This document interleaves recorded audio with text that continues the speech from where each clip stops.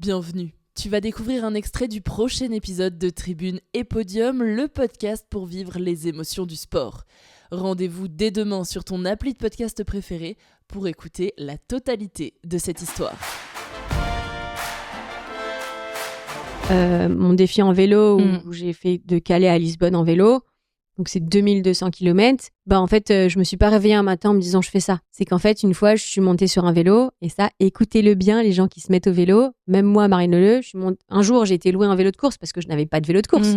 J'ai été le louer. J'ai pas de pédale automatique. J'ai fait 30 km en vélo. J'étais sur Paris, je suis partie un peu en dehors de Paris.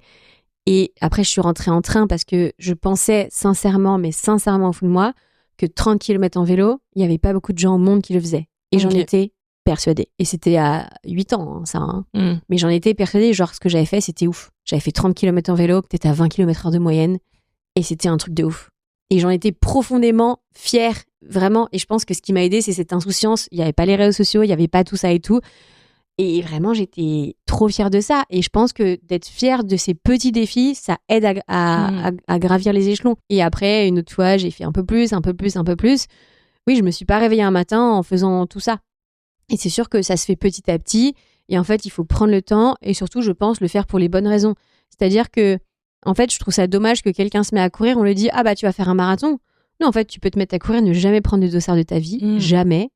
T'arrêter aux 5 km. Et entre toi et moi, 5 km ou 10 km, c'est encore plus dur qu'un semi ou un marathon parce qu'il faut courir plus vite. Vous me verrez jamais sur un 5 km, sur un 10. Enfin, faut jamais dire jamais. Mais c'est pas trop mon truc. Voilà. Mais du coup, en fait, il faut pas se comparer. Encore une fois, on en revient au même, faut pas se comparer.